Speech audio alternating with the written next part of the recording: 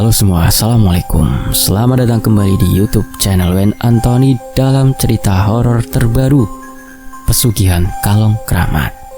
Sebelum saya membacakannya, saya berharap teman-teman dimanapun berada, semoga selalu dalam keadaan sehat walafiat. Amin. Mari kita masuk ke ceritanya. Mau beli apa Bulan? Tanya Bu Ida sambil menata beras di toples kaca warungnya.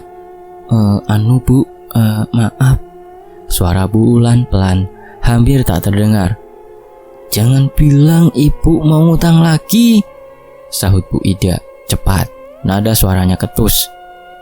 Iya Bu, saya mau ngutang beras sama telur, kalau boleh untuk hari ini. Bu Ida mendengus pelan, wajahnya tampak kesal. Duh Gusti, Bu, lawang yang kemarin aja belum dibayar, masa iya mau ngutang lagi? Saya bisa bangkrut lama-lama, Bu. Dari balik rak sembako, Bu Ruri yang sedang menimbang gula ikut menyahut.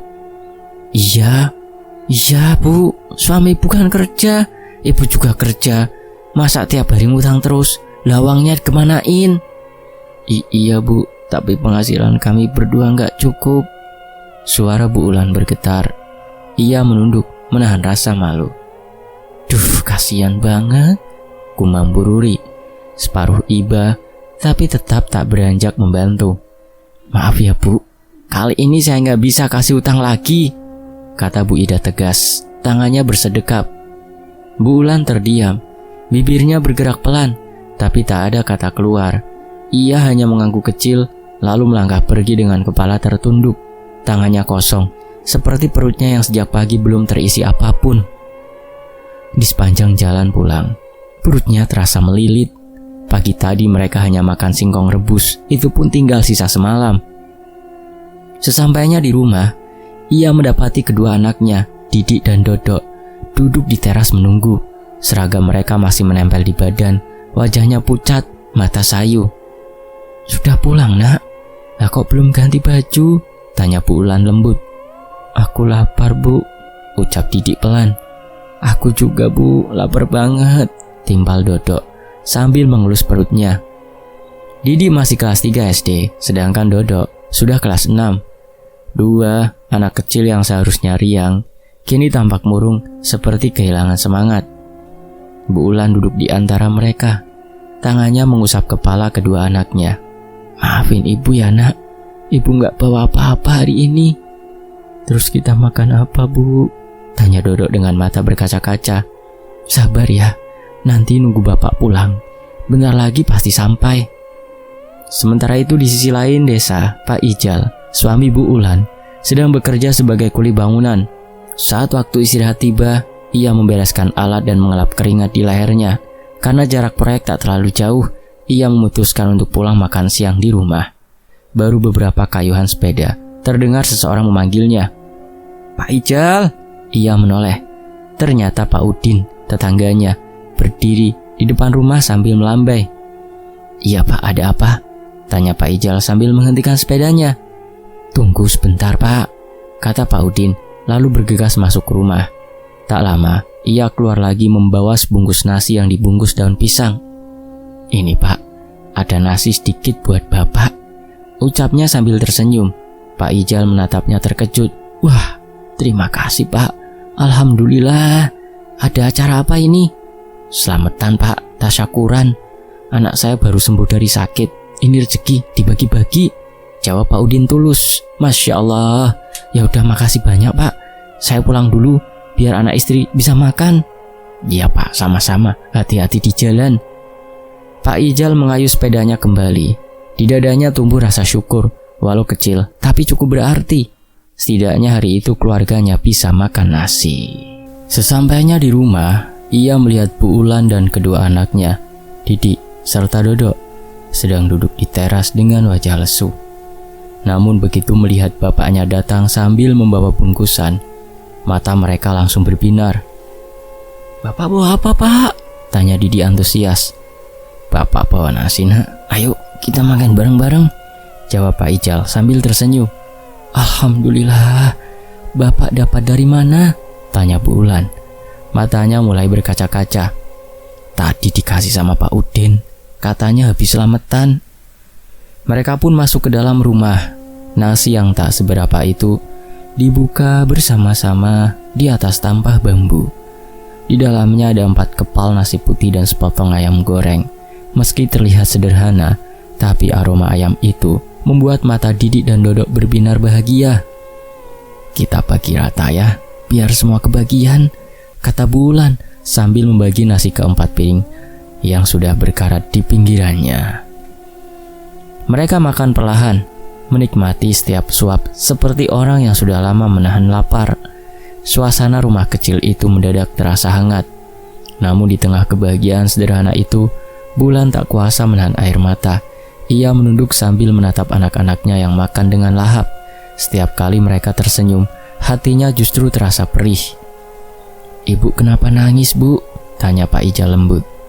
Bu Ulan hanya menggeleng, enggan menjawab di depan anak-anak. Ia tidak ingin merusak kebahagiaan kecil itu. Setelah makan, Didik dan Dodok masuk ke kamar untuk beristirahat. Barulah Bu Ulan membuka suara. "Pak, tadi Ibu ke warungnya Bu Ida, mau ngutang beras sama telur, tapi ditolak. Katanya utang yang kemarin aja belum dibayar." Pak Ijal terdiam sejenak, lalu menarik nafas panjang. "Yang sabar ya Bu, nanti kalau Bapak udah nerima upah, semua utang itu bakal Bapak lunasi." "Ibu gak tega Pak, lihat anak-anak tiap hari kelaparan begini," jawab Bu Ulan lirih. "Sabar ya Bu, doakan saja sore nanti Bapak dapat rezeki lebih, biar bisa buat modal Ibu jualan lagi." "Iya Pak, Ibu juga hari ini gak jualan, modal udah habis buat uang saku anak-anak." "Gak apa-apa Bu, nanti sore Bapak usahakan bawa uang. Hati-hati ya Pak," kata Bu Ulan saat suaminya bersiap kembali bekerja. Untuk membantu ekonomi keluarga, Bu Ulan memang berjualan gorengan keliling setiap sore. Hasilnya tak berapa, tapi cukup untuk sekedar uang saku anak-anak. Menjelang sore, setelah pekerjaannya selesai, Pak Ijal bersepeda pulang dengan badan lelah. Di pertigaan desa, ia berpapasan dengan Bu Ruri, tetangga yang tadi siang sempat bicara sinis pada istrinya di warung. Pak Ijal, baru pulang kerja ya?" sapa Bu Ruri dengan nada sinis. "Iya Bu, baru saja." Bu Ruri menyilangkan tangan di dada. "Pak, itu istri sampean bulan kok ngutang terus di warung Bu Ida sih? Sampean jadi suami kok nggak becus kerja, penghasilan nggak cukup, anak istri kelaparan. Kasihan ya." Pak Ijal menatapnya tajam. "Maaf Bu, kalau Ibu tidak tahu dengan kehidupan saya, lebih baik urus-urusan Ibu sendiri. Masalah keluarga saya bukan urusan orang lain." Bu Ruri mendengus sinis. Miskin aja belagu amat ngomongnya." "Astagfirullah Bu, jaga ucapan ya. Kenapa emang Kenyataannya begitu kan? Miskin ya miskin aja Pak." Pak Ijal mengepalkan tangan, tapi ia menahan diri. Ia memilih pergi tanpa menjawab lagi. Nafasnya memburu, bukan hanya karena lelah, tapi juga menahan amarah yang mendidih di dada. Sesampainya di rumah, Bu Ulan sedang menyapu halaman. Ia melihat wajah suaminya muram. "Kenapa toh Pak? Lah kok mukanya tegang gitu?" "Bapak kesel Bu." "Kenapa lagi Pak?" "Itu Bu Ruri hina-hina keluarga kita. Katanya kita miskin, katanya Bapak nggak becus kerja." Bu Ulan menatap suaminya lembut. "Biarin aja Pak, emang kita kayak gini kok. Dan dari dulu mulutnya juga nggak bisa dijaga. Jangan dimasukin ke hati ya Pak." "Gimana nggak masuk ke hati Bu? Omongannya itu nyakitin banget." "Sabar ya Pak, Gusti Allah pasti lihat perjuangan kita." Pak Ijal menghela nafas panjang. "Oh ya ini Bu, alhamdulillah Bapak udah dapat upah. Lumayan buat modal jualan besok. Alhamdulillah, makasih ya Pak. Nanti sebagian buat bayar utang Bu Ida ya, biar tenang." "Iya Bu, biar pelan-pelan semua beres." Mereka saling tersenyum lirih.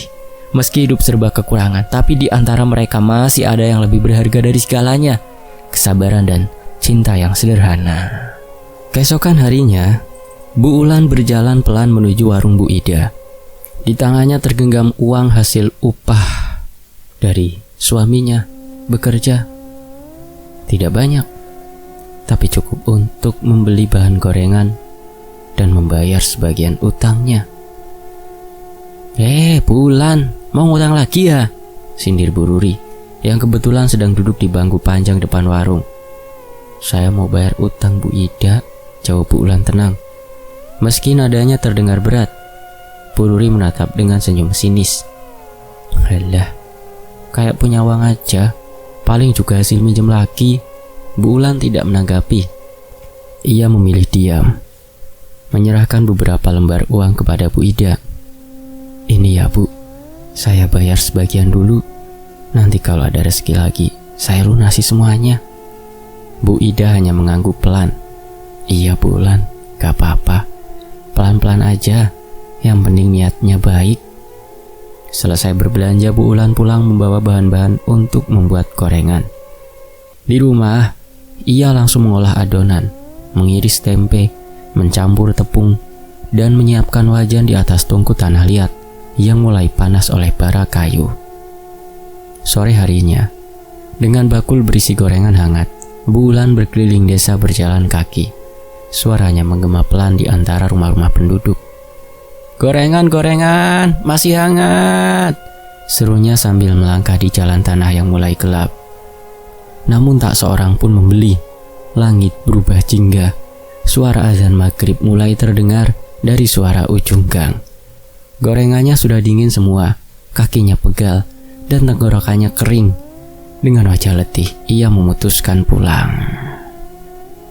Sesampainya di rumah, suasana sudah gelap, hanya lampu minyak di ruang tengah yang menyala redup. Gimana Bu? Dagangannya laku? Tanya suaminya, Pak Ijal, yang baru selesai menambal sandal. Bu Ulan duduk pelan, menaruh bakul gorengan di lantai. Enggak laku Pak, jawabnya lirih. Pak Ijal menarik nafas panjang. Yang sabar ya Bu, mungkin besok rezekinya lebih baik. Karena malam itu tak ada lauk, gorengan sisa jualan akhirnya dijadikan santapan bersama nasi sisa siang tadi. Meski dingin dan agak alot, mereka makan dalam diam, hanya suara jangkrik yang terdengar dari luar. Usai makan, kedua anak mereka mulai merengek. Pak, beliin aku sepeda baru ya Pak, teman-temanku semua udah punya. Aku malu berangkat sekolah jalan kaki terus, kata Didi, anak sulung mereka. Pak Ijal tersenyum kecut. Sabar ya Di, nanti kalau Bapak ada rezeki lebih, pasti Bapak beliin kok. Tapi kapan Pak? Dari dulu Bapak bilang sabar terus, tapi nggak pernah dibeliin juga. Pak Ijal menatap anaknya lama. Ada rasa sesak di dadanya, tapi ia tak ingin terlihat lemah di depan keluarga kecilnya. Iya Di, Bapak janji kok, nanti kalau Bapak dapat uang banyak, kamu bakal punya sepeda baru yang bagus, kayak punya teman-temanmu. Didi hanya mengangguk lesu, lalu masuk ke kamar. Sementara di luar, suara angin malam berembus lembut, seakan membawa doa yang belum terkabul. Doa keluarga kecil yang masih berjuang melawan kerasnya hidup di desa itu. Sore itu setelah pulang kerja, Pak Ijal diajak mampir ke warung kopi pinggir sawah oleh temannya, Pak Udin. Biasanya ia tak pernah nongkrong seperti itu. Untuk makan saja kadang susah. Ayo Jal, mampir ngopi dulu, ajak Pak Udin. Enggak Din, aku langsung pulang aja. Udah aku yang traktir. Pak Ijal akhirnya ikut saat mereka duduk di warung sederhana itu. Aroma kopi hitam bercampur bau tanah sawah yang lembab. Di bangku seberang, seorang pria menyapanya. Ijal? Pak Ijal menoleh, matanya membulat. Loh, Gopur? Lama banget gak ketemu Pur. Pak Gopur tampak jauh berbeda, berpakaian rapi, perhiasan di tangan, jam tangan, dan mobil hitam terparkir di pinggir jalan. Sementara mereka berbincang, Pak Udin pamit karena sudah sore, harus segera pulang.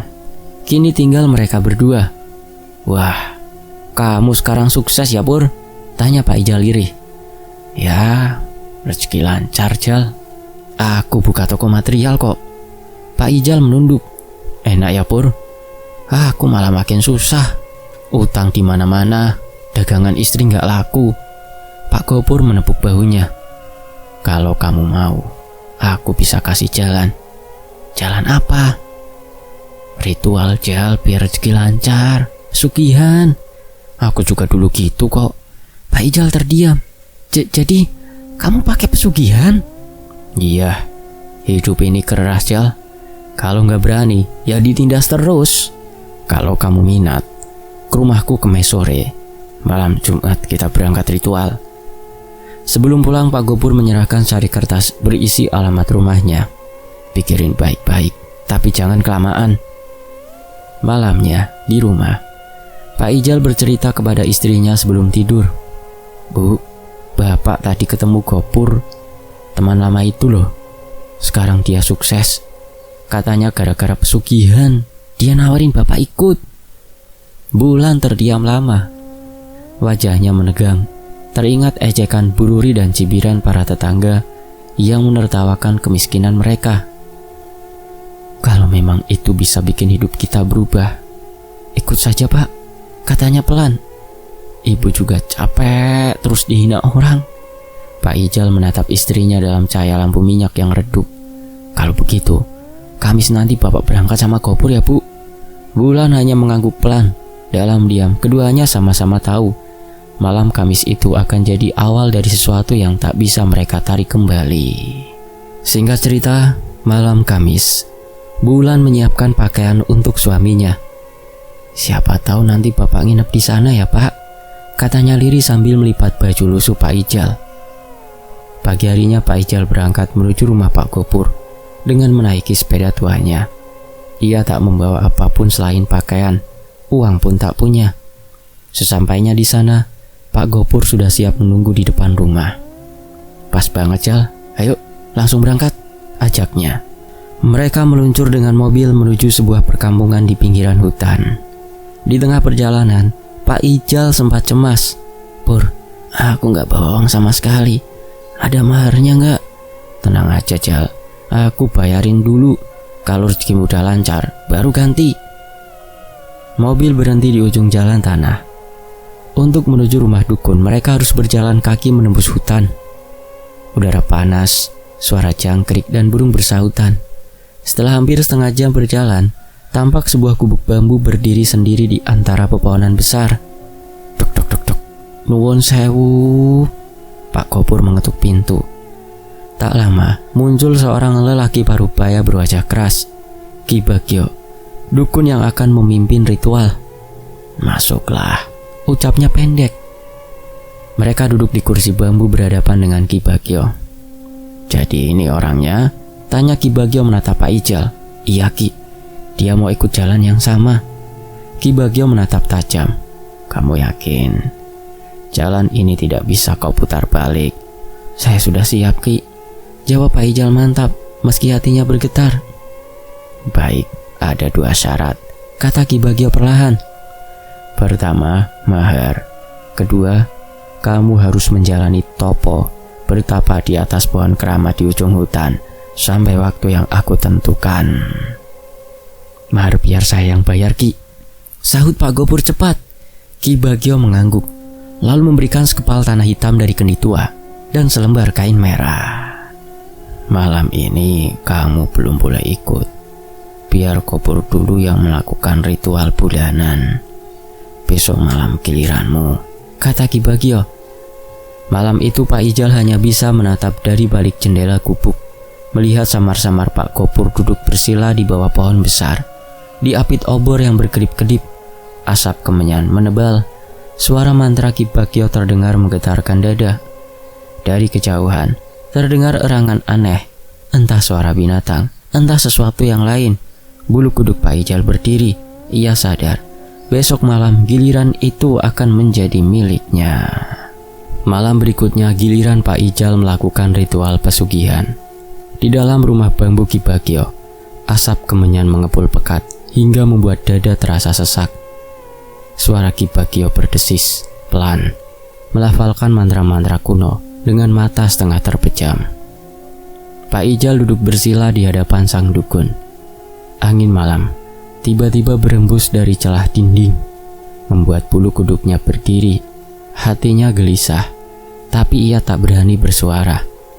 Ritual pembuka itu bertujuan membuka jalan agar Pak Ijal bisa berkomunikasi dengan penunggu pohon keramat, seekor kalong raksasa yang menjadi sumber pesugihan. Dari balik asap tebal, Pak Ijal melihat kabut hitam mengumpul di sisi Ki Bagio. Tak jelas bentuknya, hanya samar seperti bayangan besar yang berdenyut. Ki Bagio terus berkomat kamit, seolah berbicara dengan sesuatu yang tak kasat mata. Beberapa saat kemudian, Ki Bagio berdiri. "Sudah saatnya, ayo Jal," katanya pendek. Mereka berjalan keluar, menembus hutan di belakang rumah. Jalannya sempit, diapit semak dan akar pepohonan.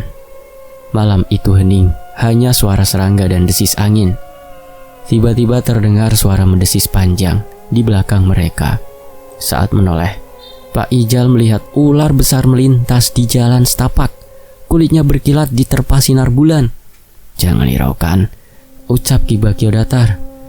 Setelah berjalan jauh, mereka sampai di sebuah pohon besar yang menjulang menembus langit. Kulit batangnya hitam dan akar-akar menjuntai seperti urat raksasa. "Inilah tempatnya," ujar Ki Bagio. "Lepas semua pakaianmu dan naiklah ke atas. Di sana kamu harus bertapa semalaman." Pak Ijal menelan ludah, tapi menuruti perintah. Ia melepaskan seluruh pakaiannya, lalu memanjat pohon dengan tubuh gemetar. Angin malah menggigit kulitnya, dingin sampai ke tulang. "Ini mantranya," kata Ki Bagio sambil menyerahkan selembar kain merah bertuliskan aksara Jawa kuno. "Bacakan terus sampai subuh, apapun yang datang. Jangan disapa, jangan ditolak." Usai berkata begitu, Ki Bagio beranjak pergi, meninggalkan Pak Ijal sendirian di atas pohon. Pak Ijal mulai membaca mantra. Suaranya bergetar, tapi terus diulang-ulang. Angin makin kencang. Dari kejauhan terdengar tawa melengking. Suara wanita mengikik panjang. Ia menoleh sedikit dan melihat sosok kuntilanak melayang di antara ranting. Rambutnya terurai panjang, matanya merah, menatap sambil tertawa mengejek. Pak Ijal memejamkan mata. Ia teringat pesan Ki Bagio, "Jangan hiraukan apa-apa." Beberapa saat kemudian, pohon tempatnya duduk berguncang hebat. Tepat pukul 2 dini hari, udara berdesir keras. Dari arah langit muncul bayangan besar berwarna hitam.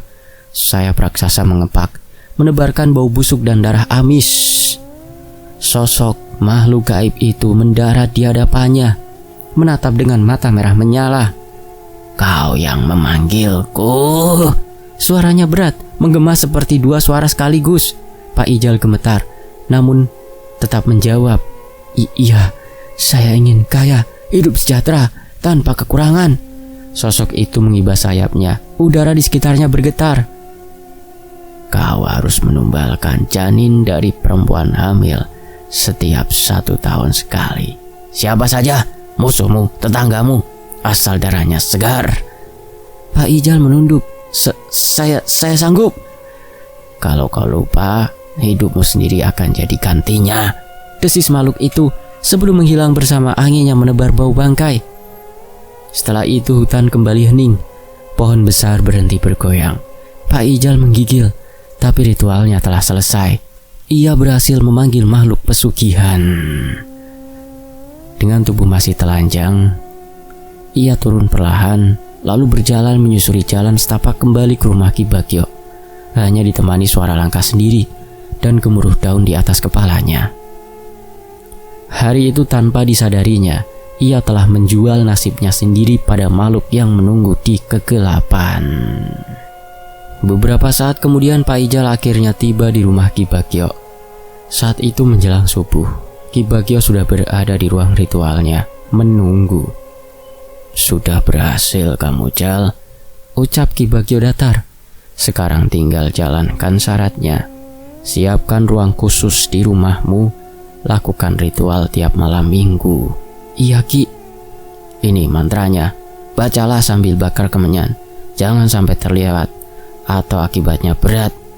Pak Ijal mengangguk menerima selembar kertas lusuh berisi tulisan aksara Jawa yang samar. Pagi itu ia dan Pak Gopur langsung pulang. Dalam perjalanan pulang, mereka sempat mampir ke warung makan karena lapar. Sesampainya di rumah, Bu Ulan sudah menunggu di teras dengan wajah cemas. "Gimana, Pak? Sudah berhasil?" Pak Ijal tersenyum kecil. "Sudah, Bu. Tapi ada syaratnya." "Syarat?" "Iya, kita harus kasih tumbal janin dari ibu hamil tiap 1 tahun sekali." Bu Ulan terdiam.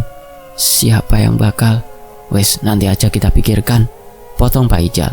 "Sekarang ayo lihat, siapa tahu uangnya sudah muncul. Mereka bergegas masuk ke kamar. Saat lemari dibuka, tumpukan uang tampak menumpuk tinggi, berbau amis seperti darah. Bu, kaya raya kita, seru Pak Ijal setengah tak percaya. Bulan menutup mulutnya gemetar. Seumur hidup, ibu belum pernah lihat uang sebanyak ini, Pak. Mereka tertawa bahagia, lupa akan ucapan Ki Bagio tentang resiko. Tak lama, Bu Ulan teringat hutangnya di warung Bu Ida. Ia membawa beberapa ikat uang dan berangkat. Di sana seperti biasa, ibu-ibu tetangga sudah bergosip. Bu Ulan, ngutang lagi ya? Sindir Bu Ruri. Enggak Bu, saya mau bayar lunas semua, jawabnya ketus. Wah, dari mana duitnya? Cibir Bu Ruri. Bukan urusan ibu. Sombong amat. Paling juga dapat ngutang lagi, ujar Bu Ruri sambil mengelus perutnya yang buncit 4 bulan. Ucapan itu membuat Bu Ulan menatapnya tajam. Dalam hati, senyum licik muncul di bibirnya. Tumbal pertama sudah di depan mata. Jaga ucapan Bu, bayi dalam perut bisa ikut kualat, katanya lirih sebelum pergi. Malam itu tepat malam minggu. Pak Ijal menyiapkan sesajian di ruang kecil yang dikosongkan. Kemenyan, bunga 7 rupa, dan kepala ayam hitam. Asap mengepul perlahan, menebar bau menyengat. Suara mantra Ki Bagio dilantunkan lirih dari bibirnya. Angin mendadak masuk lewat celah jendela, membuat lampu minyak bergoyang. Tiba-tiba terdengar suara krak, krak dari atap, dan disertai dengan kepakan sayap, juga langkah berat di atas genteng. Disusul pekikan kalong yang menggema panjang di langit malam. Pak Ijal memejamkan mata, melanjutkan mantra dengan suara gemetar. Di luar, Bu Ulan hanya bisa menatap dari celah pintu, dan di wajahnya antara takut dan puas menyatu menjadi satu senyum mencekam. Keesokan harinya, Pak Ijal menyerahkan sejumlah uang kepada istrinya. Bu, kasih ini ke Bu Ruri. Bilang aja kita habis dapat rezeki banyak, katanya dengan senyum licik. Pagi itu Bu Ulan datang ke rumah Bu Ruri. Bu Ruri, ini ada rezeki sedikit dari saya, tolong diterima ya, ujarnya ramah. Bu Ruri melirik malas. Wah, udah banyak duit sekarang ya Bu. Sedikit aja Bu, diterima saja ya. Awalnya Bu Ruri menolak dengan gengsi. Tapi begitu melihat lembaran uang tebal itu, tangannya cepat meraih. Ya udah deh, saya terima, katanya, tak ingin ketinggalan rezeki. Malamnya, Bu Ruri merasa aneh. Udara di kamarnya begitu panas, padahal angin malam berembus kencang lewat jendela. Dari luar, terdengar suara kalong bersahutan di atas atap. Ia gelisah, lalu keluar mencari sumber suara. Halaman rumahnya sepi. Ia menatap atap, tapi tak ada apa-apa. Saat hendak duduk di teras, tiba-tiba suara lirih terdengar di telinganya. Ruri. Tubuhnya kaku. Suara itu seperti berasal dari balik tengkuknya. Ia buru-buru masuk, tapi begitu sampai di ambang pintu, matanya langsung membelalak. Di dalam rumah, berdiri sosok pocong dengan wajah membusuk, mata melotot, dan bau anyir menusuk hidung. Poc, suaranya tercekat sebelum tubuhnya ambruk pingsan. Dari kegelapan, muncul sosok kalong raksasa bermata merah menyala. Nafasnya berat, panas dan busuk. Berikan janinmu untukku. Tidak, pergi, jerit Bu Ruri ketakutan. Tapi sosok itu melompat cepat, mencengkram perutnya, lalu menunduk dan menyesap dengan suara mengerikan. Teriaknya menggema. Bu, bangun Bu. Suara suaminya membangunkan. Bu Ruri terjaga, tubuhnya penuh keringat, nafas tersengal, namun rasa nyeri di perut membuatnya menjerit lagi. Bayiku, perutku sakit. Darah mengucur deras dari selangkangannya. Suaminya panik dan segera membawanya ke rumah sakit. Sesampainya di sana, dokter menyampaikan dengan wajah serius, janin di kandungannya tak bisa diselamatkan. Bu Ruri menatap kosong ke arah langit-langit. Air matanya jatuh perlahan. Dalam hati ia tak tahu, mimpi semalam hanyalah mimpi atau kutukan yang benar-benar datang menagih. 1 tahun lebih berlalu, rumah Pak Ijal kini megah. Mobil dan motor baru terparkir di halaman. Anak-anaknya punya sepeda baru, dan toko material Seperti Pak Kopur, ramai pembeli. Tak hanya itu, mereka juga membuka pabrik tempe di desa. Kekayaan yang datang secepat kilat membuat tetangga-tetangga mereka bergunjing. Namun Pak Ijal dan Bu Ulan tak peduli. Sementara itu, Bu Ruri kini pendiam dan murung. Ia sering bicara sendiri, tertawa tanpa sebab setelah kehilangan janinnya, lalu menangis tiba-tiba, seolah trauma kehilangan bayinya masih menghantui walau sudah 1 tahun berlalu. Bu Ulan kini hidup bak sosialita. Berlian menggantung di leher dan tangannya. Arisan tak pernah absen. Didik dan Dodok pun tumbuh sehat dan gemuk, tak lagi diolok-olok teman sekolah. Namun malam itu Pak Ijal gelisah. Bu, ini sudah hampir 2 tahun. Kita harus cari tumbal lagi, tumbal berikutnya, katanya lirih. Iya Pak, kira-kira siapa ya? Coba aja Ibu main ke warung, siapa tahu ada kabar siapa yang lagi hamil gitu. Pagi harinya Bu Ulan mampir ke warung Bu Ida dengan alasan membeli gula. Jeng Ulan, mau beli apa Jeng? Sapa Bu Ida ramah, tak lagi meremehkan seperti dulu. Beli gula Bu. Bu Tika yang kebetulan ada di sana ikut menimpali. Wah, Bu Ida udah kelihatan berisi aja ya. Loh, Bu Ida hamil toh? Tanya Bu Ulan dengan nada pura-pura terkejut. Iya, sudah 3 bulan Jeng, jawab Bu Ida tersenyum bangga. Dalam hati Bu Ulan tersenyum sinis. Target barunya sudah ditemukan. Ia kemudian menyerahkan uang besar untuk membayar gula yang murah. Uangnya kebesaran Bu, nggak ada kembalian, ujar Bu Ida. Udah, kembaliannya ambil buat Ibu aja. Hitung-hitung terima kasih, dulu sering utangin saya, kata Bu Ulan ringan. Sore itu juga Bu Ulan pulang dan menceritakan semuanya pada suaminya. Pak, Bu Ida hamil 3 bulan. Tadi sudah saya kasih uang. Pak Ijal mengangguk pelan. Senyum puas tersungging di wajahnya. Malam ini waktunya kita bekerja. Malam hari, Bu Ida menjaga warung sendirian. Saat menatap ke arah jalan, matanya tertumbuk pada sosok hitam besar berdiri di balik pohon. Matanya merah menyala, tubuhnya dipenuhi bulu hitam tebal. Ya Allah, belum sempat berteriak, tubuhnya langsung limbung dan jatuh pingsan. Beberapa menit kemudian, Bu Tika datang hendak membeli sesuatu. Bu Ida, beli Bu, panggilnya berkali-kali. Tak ada sahutan. Saat melongok ke dalam, ia menjerit kaget melihat Bu Ida tergeletak di lantai.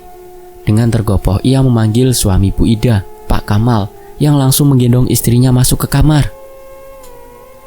Dalam pingsannya, Bu Ida seperti berada di hutan gelap. Di hadapannya muncul kalung raksasa dengan sayap lebar. Matanya menyala merah dan suara berat menggelegar. Serahkan janinmu untukku. Tidak, ini anakku. Tapi kini dia milikku. Bu Ida berlari, tapi sosok itu terbang mengejar. Ia tersandung dan jatuh. Lalu tubuhnya disergap bayangan besar. Sayap hitam itu menutupi pandangannya sebelum rasa sakit menusuk perutnya. Jerit itu membuatnya terbangun. Nafasnya terengah, keringat dingin membasahi tubuh. Bu, kenapa? Seru Pak Kamal panik. Perutku sakit banget Pak.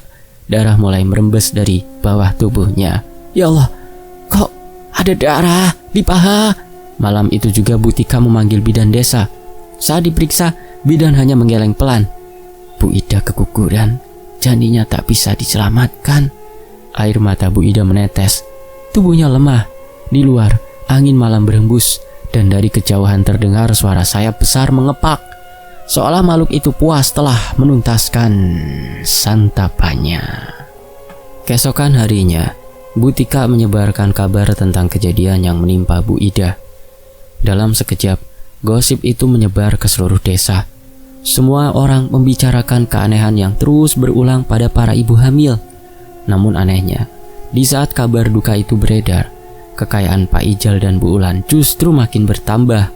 Lemari mereka tak lagi mampu menampung uang yang datang entah dari mana. Setiap malam, suara gemerincing logam dan bisikan samar terdengar dari kamar mereka. Beberapa tahun kemudian, mereka bahkan sering membagi uang secara cuma-cuma kepada tetangga. Tapi anehnya, setiap kali ada tetangga hamil yang menerima uang itu, malamnya pasti jatuh sakit dan kehilangan kandungan seperti Bu Ida dan Bu Ruri. Suatu hari Pak Ijal mendapat kabar dari Pak Gopur tentang seorang wanita hamil di desa sebelah. Kali ini incarannya adalah Bu Yanti, istri seorang ustadz bernama Pak Halim. Tanpa sadar, Pak Ijal tengah menggali kuburannya sendiri. Malam itu, Bu Yanti menjerit kesakitan, perutnya menegang, tubuhnya panas. Pak Halim yang peka akan ilmu gaib segera menerawang dan matanya terbelalak. Ada bayangan hitam bersayap besar bertengger di atap rumah mereka. Siluman kalong raksasa. Dengan lantang, Pak Halim membaca ayat-ayat suci. Angin berembus kencang, jendela berdebum, lampu padam. Sosok kalong raksasa muncul, matanya menyala merah darah. Pertarungan gaib pun terjadi. "Pergi kau makhluk laknat," teriak Pak Halim. Suara saya berkepak keras, benda-benda berterbangan. Tapi kekuatan doa dan ilmu kanuragan Pak Halim jauh lebih kuat. Dengan pekikan terakhir, sosok kalung itu lenyap di telan gelap malam. Ia gagal menyantap tumbal berikutnya. Bu Yanti selamat, namun Pak Halim tahu ada tangan manusia di balik semua ini. Ia menyebut satu nama, Pak Ijal.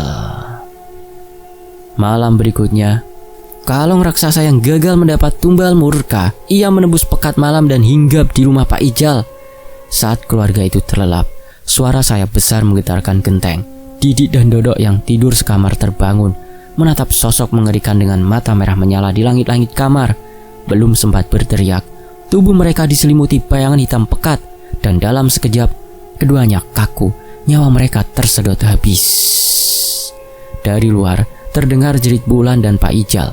Sebelum rumah itu sunyi, mencekam, dan hanya tersisa bau amis darah yang menebal di udara. Keesokan paginya, Bu Ulan terkejut mendapati kamar anak-anaknya penuh darah. Didi dan Dodok terbujur kaku di ranjang, mata melotot, tubuh dingin tanpa nyawa. Jerit histeris pecah, mengguncang seisi kampung. Hari itu juga keduanya dimakamkan dengan tangis pilu. Pak Ustadz Halim datang melayat. Ia sudah tahu penyebabnya, namun memilih diam.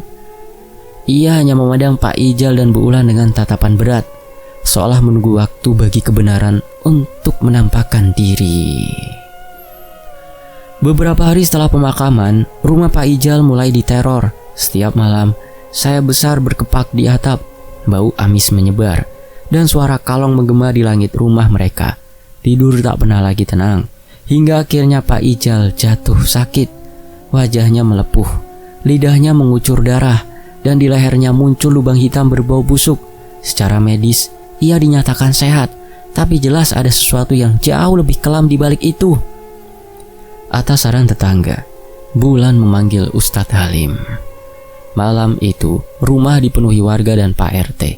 Pak Ijal meraung kesakitan di lantai, tubuhnya bergetar hebat. "Bu, katakan yang sebenarnya," tanya Pak Ustadz tegas. Sambil menangis, Bulan akhirnya mengaku, Suami saya melakukan ritual pesugihan. Tumbalnya ibu hamil, janinnya yang diambil, Pak." "Astagfirullah," seru semua yang hadir. Pak Ustadz segera melakukan ruqyah. Tubuh Pak Ijal menggeliat, matanya melotot, lidah menjulur, darah menetes dari mulutnya, bau amis makin tajam. "Sukmanya telah diambil," ujar Pak Ustadz dengan wajah tegang. Tak lama kemudian, Pak Ijal menghembuskan nafas terakhirnya. Nyawanya direnggut makhluk yang dulu ia sembah demi kekayaan.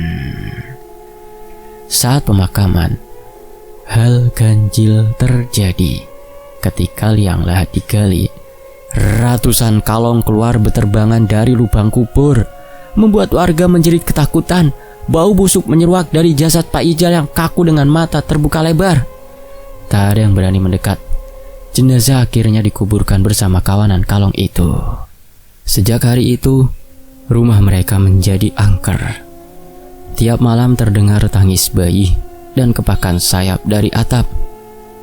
Bu Ulan diusir dari desa karena dianggap membawa petaka. Ia hidup luntang-lantung, kehilangan segalanya, anak, suami, dan akal warasnya. Beberapa bulan kemudian tubuhnya ditemukan di pinggir jalan, tertabrak truk dalam keadaan mengenaskan. Dan rumah hasil pesugihan itu tiba-tiba terbakar hebat.